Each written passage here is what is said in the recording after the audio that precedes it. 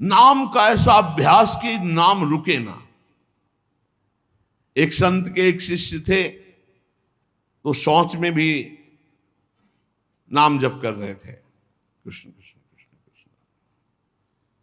किसी ने देखा, जाके उनके गुरुजी से कहा, महाराज ये तो बहुत ही भ्रष्ट है। क्यों? बोले तो शौच में भी नाम जप करता है। ओ बड़ाई ना करके उसकी बुलवाया, शौच में नाम जप करते हो? गुरुजी ने कह दिया। दूसरे दिन ऐसे जवान पकड़ के शौच में बैठा, और वो जो दोष दर्शन करने वाले होते हैं वो सब, उनका एक चश्मा अलग होता है, वो छिद्रान्वेषण, दूसरों के दोष ही देखा करते हैं। दूसरे दिन वो गए, बोले महाराज आज तो मुंह में हाथ डाले बैठा, ऐसे ऐसे बैठा था। तो बुलाया और कहा, भाई वैष्णव होकर तुम अवैष्णव काम करते हो, शौच के समय ऐसा नहीं, मुख में हाथ क्यों डाले थे? तो रोने लगे, बोले गुरुजी आपकी आज्ञा भी नहीं टाल सकते, और मुझसे नाम के बिना रहा नहीं जाता, इसलिए मैंने जवान पकड़ा कि जवान से नाम ना निकले, पर उस समय भी हृदय से चल रहा था, हृदय से लगा लिया और कहा, बेटा तुम्हारा जीवन धन्य हो गया। गुरु के मना करने पर भी नाम जप ना, उनकी आज्ञा का पालन हो, तो इसलिए जवान पकड़ लिया, पर खुल के कह दिया कि गुरुजी शौच में भी हृदय से नाम चल रहा, हम नहीं छोड़ पाएंगे। तो बोले यही जीवन का सार, और हृदय से लगा लिया। और छिद्रान्वेषण वाले को कहा, आज के बाद हमारे सामने मत आना, हमसे रहा ना जाए, हमको कसम दिला दी जाए तो भी ना रहा जाए। एक संत के पास एक गए, बोले 18 साल से आपने कहा था राम राम जप को, तो हमने जप किया, लेकिन हमको कोई दिव्यता तो समझ में आई नहीं। तो उनका, अच्छा हमें गुरु मानते हो? बोले हाँ गुरु मानते हैं। आपको पक्का मानते हैं? बोले तुम्हें हमारी कसम है, बस कल तक ये नाम ना जपना, फिर कल आओगे तो हम ऐसा मंत्र देंगे कि बहुत जल्दी तुम्हारे को सिद्धि प्राप्त हो जाएगी। तो ठीक है, प्रणाम करके चले, शुरू हुआ अभ्यास। अब गुरुजी ने कसम खवाई तो सीढ़ी नहीं उतर पाए, रो के आए, बोले गुरुजी ऐसा तो नहीं हो सकता, अब नाम तो नहीं छूट सकता गुरुजी, आपने कसम खवा दी, इतनी देर में कितने नाम चल गए गुरुजी, अब ऐसा नहीं। बोले बस यही मिला 18 साल से, जो नाम में तुम्हें प्रियता हो गई, अब क्या दुर्लभ रह गया, आगे जब इसका फल प्रकाशित होगा तो सच्चिदानंद भगवान का मिलन। तो हमारा स्वभाव बन जाए कि रहा ना जाए बिना भजन के, हमारा जीवन भजन बन जाए। मत प्राणाहु से ही कहते, हर श्वास में भगवान का स्मरण। गोपीजनों के लिए भगवान ने कहा, मन मनस का ता मन मनस का मत प्राणा मदर्थ त्यक्त दहिका। मन मनस का, उनका मन मैं हूं, उनका प्राण मैं हूं। गोपियों के हृदय में श्री कृष्ण प्राण है, गोपियों के मन श्री कृष्ण है, मेरे लिए समस्त देह सुखों का त्याग कर दिया। देखो भगवत प्राप्ति ऐसे नहीं होती, मेरे मन से जीवित हैं गोपियां। भगवान ने कहा मेरे प्राण ही गोपी के प्राण है, भगवान के प्राणों से अनुप्राणित, भगवान के जीवन से जीवित। ये क्यों? भगवद स्मरण। हर श्वास तो भगवान को प्राण समर्पित, हर वृत्ति तो चित्त और मन समर्पित, पूरा निश्चय भगवान मेरे तो बुद्धि समर्पित, और अहम भगवान के दासत्व में समर्पित। जब श्री भरत जी महाराज चित्रकूट जा रहे हैं, तो भरद्वाज जी के आश्रम में तो उनको रात्रि में बड़ा संकोच हो रहा है भरद्वाज जी से एकांत में मिलने की, क्योंकि भरत जी को एक अंदर चुभन थी कि मेरे को ही लक्ष्य बनाकर कैकेयी मैया ने राम जी को 14 वर्ष का वनवास, तो बड़ा कि मैं ही ऐसा कलंकी हूं जिसके कारण मेरे प्रभु को इतना कष्ट, तो बड़ा सकुच कर रहे थे।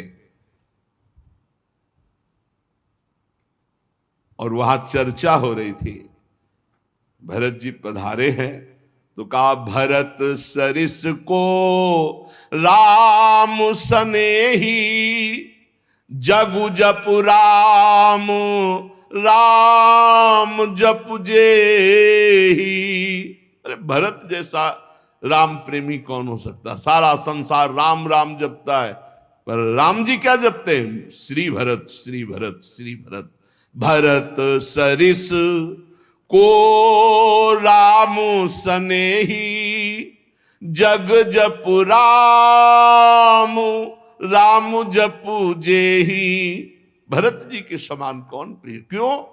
भरत जी जैसे राम जी को निरंतर जपते, ऐसे राम जी श्री भरत ऐसा जपते हैं। प्रेमी का हृदय हर समय अपने प्रीतम के चिंतन में तन्मय रहता है। विलक्षणता उसी में आती जो निरंतर भजन परायण रहता है। भगवान का स्वभाव, भगवान की महिमा, भगवान का प्रभाव उस भक्त के हृदय में उतरने लगता है जो निरंतर भगवत चिंतन परायण रहता है। यहां सावधानी रखनी है। भजन परायण होने पर भी हमारे अंदर चाह नहीं पैदा हो रही तो कोई न कोई हम में त्रुटि हो रही है।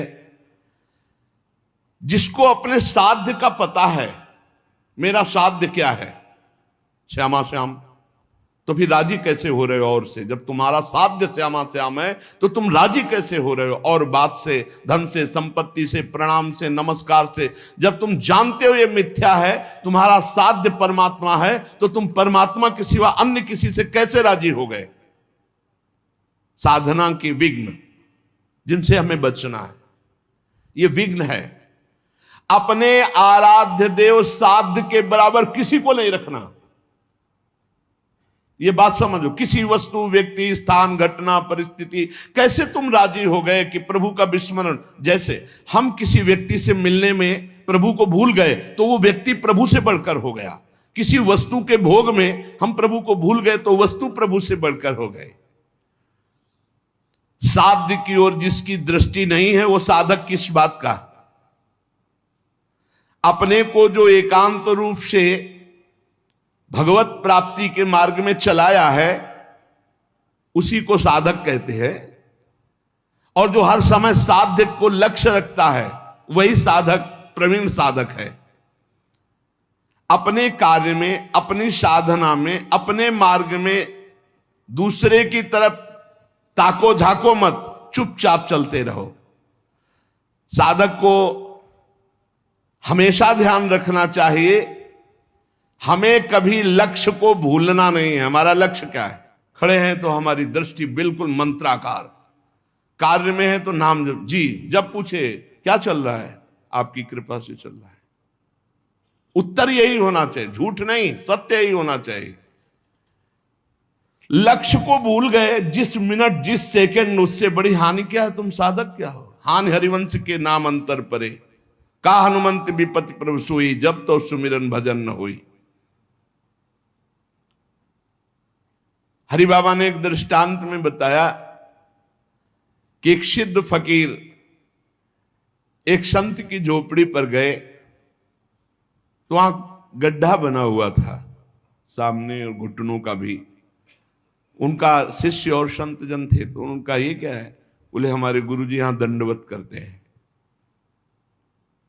कहा ऐसे चिकने चट्टान में भी गड्ढा बन गया, इतनी दंडवतें करते हैं?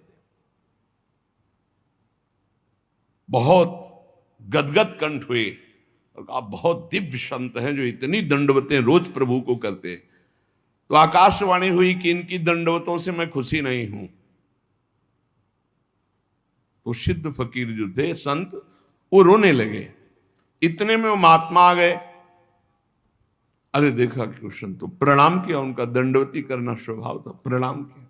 वो रो रहे थे, उनकी तरफ बड़ी दुखद दृष्टि से देख रहे थे। तो उनका प्रभु आप रो क्यों रहे? तो उनका तुम्हारे लिए रो रहा हूं। हमारे लिए क्या परेशानी है? हमको क्या परेशानी? बोले आप इतनी मेहनत करते हैं, इतनी दंडवत करते हैं और आकाशवाणी हुई है कि प्रभु आपकी दंडवतों से, नमन से खुश नहीं है। वो नाच पड़े। बोले सच्ची? बोले हाँ। बोले प्रभु ये तो बड़ी खुशी की बात है कि मैं दंडवती करता हूं, प्रभु को ही पता है, प्रभु देख रहे हैं कि मैं उनको दंडवती करता, इसमें रोने की क्या बात है? ये तो बहुत खुशी की बात है। वो खुश हैं कि नहीं खुश, इसका परिणाम मिलेगा कि नहीं। सबसे खास बात है कि हर दंडवत वो हमारी देख रहे हैं, हर दंडवत बड़ा आनंद से प्रफुल्लित होकर अब वो रोने लगे, आनंद अश्रु इस बात से कि प्रभु मेरी हर दंडवत को देख रहे हैं, स्वीकार करें ना करें लेकिन मेरी दंडवत को देख रहे हैं, मेरी साधना को देख रहे हैं। थोड़ी देर में यह आकाशवाणी फिर हुई, ऐ संत मैं तुम पर बहुत प्रसन्न हुआ, तुम जो चाहो मांग सकते हो। तो जो सिद्ध महापुरुष आए हुए थे उन्होंने कहा अभी तो आपने आकाशवाणी की थी कि इनकी बंदगी इनकी दंडवत से आप प्रसन्न नहीं, अभी आप कहते हैं मैं बहुत प्रसन्न हूं, तो इतनी देर में कौन सी साधना हो गई? बोले इतनी देर में जो इनका अपनापन मेरे लिए है, उमंग है, वो इनकी जो जागृत हुई, उसी उमंग और अपनेपन से मैं बहुत प्रसन्न हो गया और इनकी साधना पूर्ण हुई। एक क्षण लगता है। हमको ये नहीं देखना कि इसका परिणाम क्या होगा, हमको अपनी दिनचर्या अपनी नियमावली करना, इसी से भगवान भी कह दे मैं प्रसन्न नहीं, तो ये बात तो है कि आप देख रहे हो ना, बस इतनी बात बहुत है, आप देख रहे हो बस। शनै शनै रूपरमेद बुद्ध्या धृति गृहीतया आत्मसंस्थम मनः कृत्वा न किंचिदपि चिंतयेत। धीरे धीरे ऐसा अभ्यास बनाओ, सब जगह से मन को बार बार हटाकर नाम में लगाओ और कुछ चिंतन ही न हो, अपने प्रभु का भजन।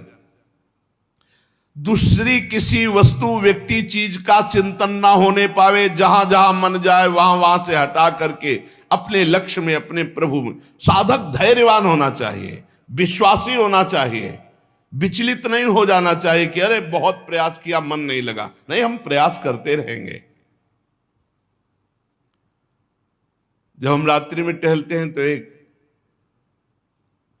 राधा राधा राधा राधा राधा राधा राधा राधा राधा राधा राधा राधा ये ऐसे आवाज आती है, वो कोई साधक करते हैं, बहुत अच्छा लगता है कि मानो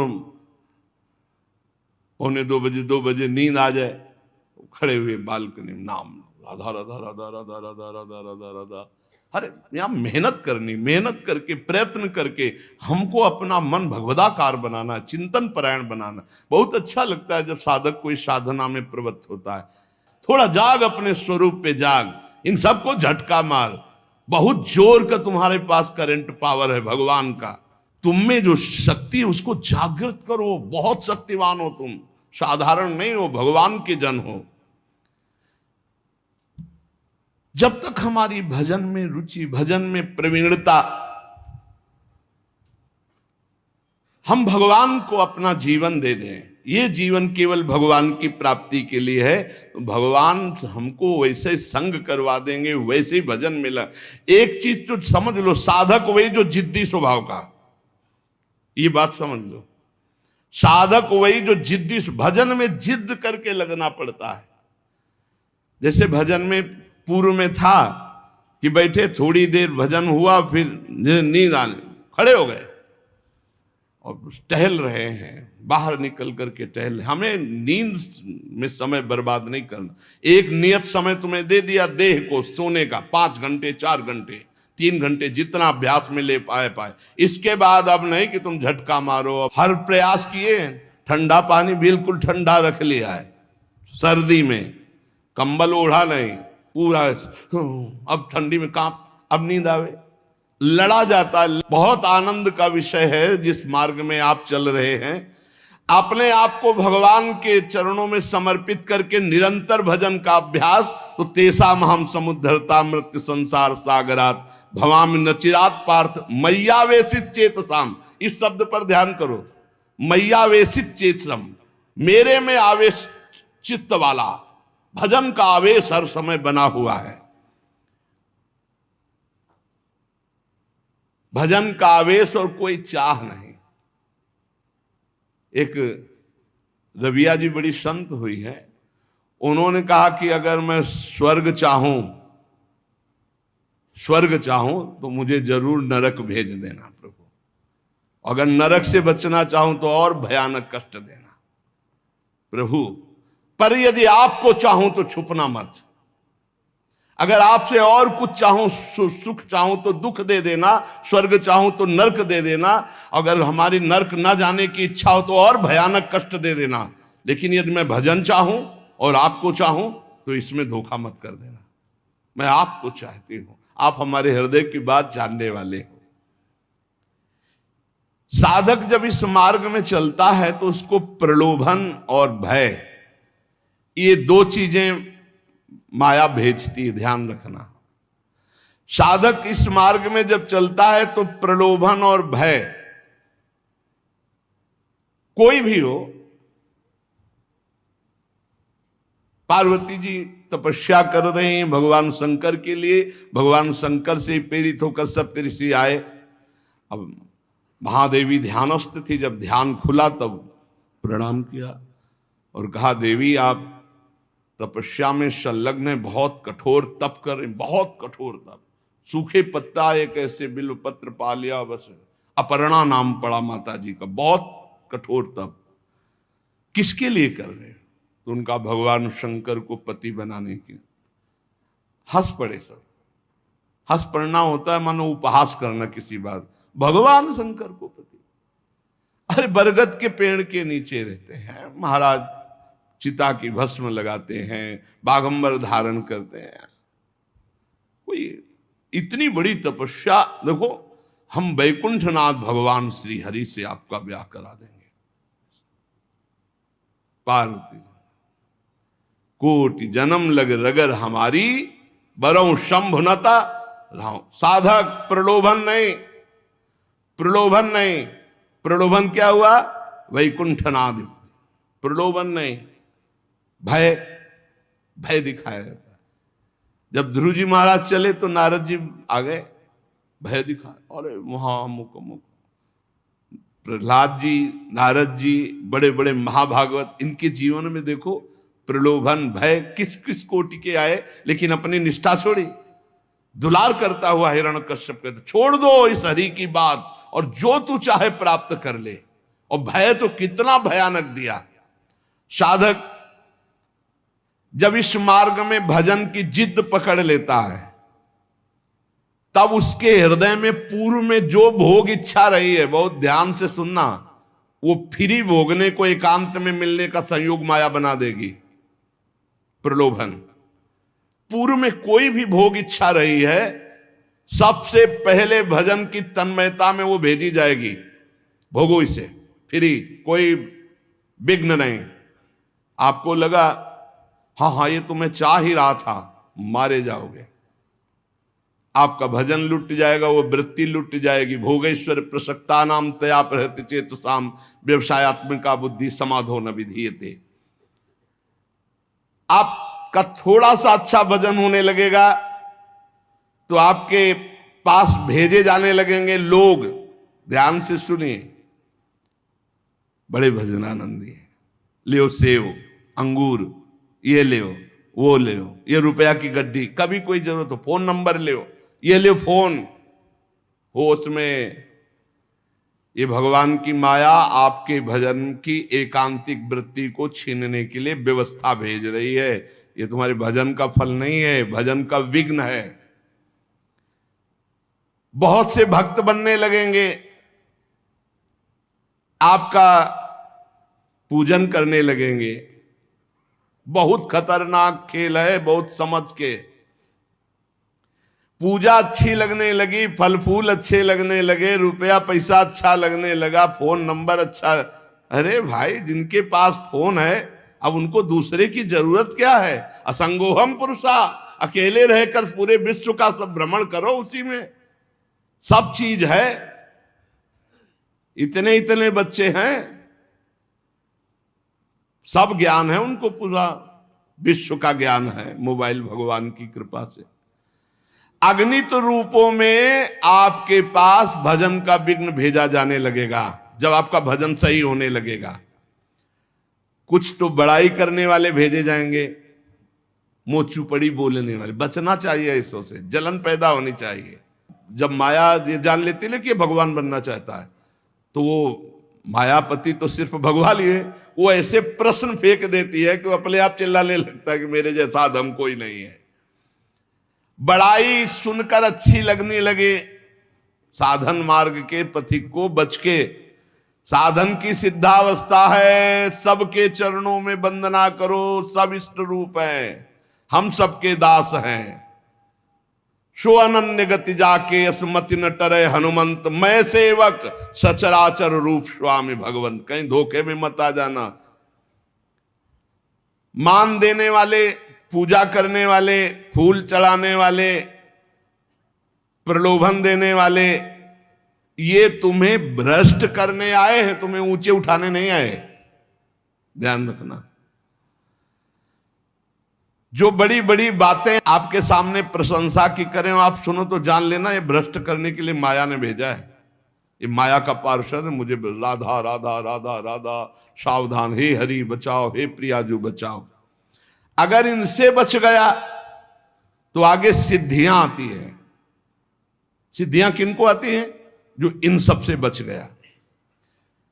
अगर सिद्धियों से बच गया तो बड़े बड़े देवता हाथ जोड़कर खड़े हो जाते हैं और कहते हैं आपको जो सुख चाहिए, आप देवलोक चलो, अभी आपको भ्रमण कराते हैं, आप जो सुख चाहिए। जब मृत्यु लोक चाहो मृत्यु लोक में कोई जान नहीं पाएगा, जब चाहो देवलोक, जब चाहो जिस लोक का भोग। क्योंकि भगवान को प्राप्त करना चाहना, भजन करना, भगवान को प्राप्त करना चाहना, तो उसकी चाह को बदलते हैं। देवता लोग हाथ जोड़कर खड़े हो जाते हैं। बड़े बड़े देवता लोकपाल उसके सामने आने लगते हैं। आप वरुण लोक चलो, आप इंद्र लोक चलो, आप वायु लोक चलो। साधक भय और प्रलोभन आखिरी तक, जब तक भगवान के दर्शन न हो जाए, कुछ स्वीकार न करे। इनसे बचा रहेगा तो भजन सफल हो जाएगा। एकनिष्ठ साधक ही जीत सकता है इन प्रलोभन और भय से। अपने गुरुदेव को आदर्श मानकर बस उनकी आज्ञा पर छुप करके, अपने आप को छुपाकर भजन करके भगवत साक्षात्कार कर ले। फिर भगवान जब करवाना चाहते हैं जगत मंगल, फिर वो सारी जिम्मेवारी उनकी होती है। हमारा मार्ग कैसा है ये हमें केवल गुरुदेव से देखना है और किसी व्यक्ति से सलाह नहीं लेनी। फिर हमें कोई बुरा कहता रहे तो हमें कोई परेशानी नहीं, क्योंकि हम गुरुदेव से मिलकर चल रहे हैं बस। साधक मार्ग पर चलने वाला है, अभी सिद्ध तो हुआ नहीं, इसलिए उसे कभी भूलकर कोई दूसरा भरोसा नहीं कर लेना है। भरोसो जाहि दूसरों सो करो। अगर किसी का भरोसा कर लिया तुम्हारा मार्ग रुक जाएगा। भरोसो जाहि दूसरों सो करो। मोही तो सावन के अंधे जो सूझत रंग हरो ही हरो। हमारी महारानी, हमारी लाडली जो जैसे रखे वैसे हम महानता आनंद का अनुभव करेंगे। दूसरे से नहीं, बने तो रघुबरते बने, बिगड़े तो भरपूर, तुलसी और अंते बने ता बनवे पे धूर। अनन्यता, निष्ठा, इष्ट प्रियता। जिसने संसार में किसी और का भरोसा कर लिया, बस बहुत बहुत बदल जाता है। हाँ, बहुत बदल जाता है। साधन को बदलते देर नहीं लगती। जहां साधक चूक कर देगा तो साधना बदल जाएगी। साधना होने लगेगी मान की, प्रतिष्ठा की, भोगों की। आप सच्चे गुरु, सच्चे आचार्य के बन करके चलो तो आगे ही आगे मार्ग आपको प्रकाशित करते चले जाएंगे। गुरुदेव पूछने की जरूरत नहीं, आगे का मार्ग खुद दिखाई देने लगता है। सच्चे साधक को मार्ग पूछना नहीं पड़ता, ये अध्यात्म अपने आप आगे प्रकाशित होने लगता है। सफलता आपके चरण चूमेगी यदि सावधान रहे तो। और अगर इन विषयी पुरुषों के फसाव में आकर फंस गए, भटक गए, तो फिर बदल जाएगी, साधना बदल जाएगी। परमार्थ में बहुत सावधान। एक भी जीवन भर कोई अपना नहीं होना चाहिए, पूरे विश्व में कोई पराया नहीं होना चाहिए। ये चतुरता उपासक की। एक भी पूरे जीवन में अपना नहीं होना चाहिए, पूरे जीवन में, और पूरे विश्व में कोई पराया नहीं होना चाहिए। समझ लो, जो सबसे परे सबसे भरे उसका सेवक कितना प्रवीण होता है। साधक साधना में सावधान, उसके बीच में प्रलोभन आएंगे, भगवत प्राप्ति के बीच में। चाहे वो सिद्धियों का चाहे देवताओं का हो, लोक की तो बात ही क्या, केवल अपने इष्ट के लिए जो धुआंधार भजन में लगा हुआ है, कहीं विश्राम नहीं, कहीं कोई चाह नहीं, वो निकल जाता है। सालोक के सारिष्ट सामीप्य सारूप्य एकत्व मप्युत दीयमानम न ग्रहणंति बिना मत सेवनम जना। भगवान का भक्त इन मोक्ष सुखों को स्वीकार नहीं करता, सिद्धियां और देवता या अन्य सुखों की तो बात जाने दो। ध्यान रखने की बात है कि अनन्य प्रेमी अनन्य भजनानंदी ही भगवत साक्षात्कार करता है।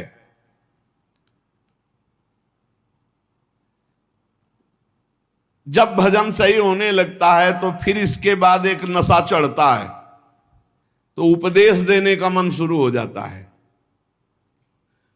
बहुत उत्तम महापुरुष है भाई जी महाराज, साधक को बचाने के लिए एक छोटी छोटी सी बात को उपदेश लोगों को दे करके अपने को श्रेष्ठ समझ करके वो भजन से उतरने लगता है जीवन।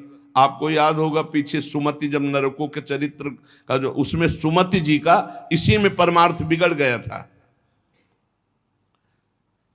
थोड़ी भी बात अभी जीवन में अध्यात्म की आई नहीं, उपदेश शुरू कर दिया तो भ्रष्ट हो जाओगे, नष्ट हो जाओगे। एक संत गए थे श्री सीताराम ओंकार नाथ जी महाराज जी के पास, तो देखा और कहा कि क्या करते हो, तो उन्होंने कहा कि उपदेश का प्रवचन। तो उन्होंने कहा था वैसे है मंगलमय कार्य, लेकिन भ्रष्ट होने में देर नहीं लगेगी।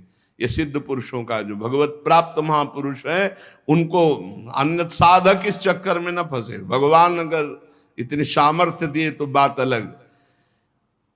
भगवान की चर्चा करना बहुत अच्छा है, भाई जी महाराज कह रहे सुनना अच्छा है, लेकिन इसके बाद का जो परिणाम है, प्रणाम नमस्कार वाह वाह यश कीर्ति, वो तुम्हें भ्रष्ट कर देगी यदि भगवत प्राप्ति नहीं हुई है। बहुत बुराइयों को अवकाश मिल जाता है प्रवचन करने वाले पर आक्रमण करने का। अच्छे से फुर्सत में हमारी बात चिंतन करना, एकांत में। भाई जी कह रहे वास्तविक लाभ से वंचित हो जाओगे यदि भगवत प्राप्ति नहीं हुआ, प्रवचन शुरू कर दिया तो। जब तक जीवन में सत्य उतर न जाए तब तक प्रवचन न करे।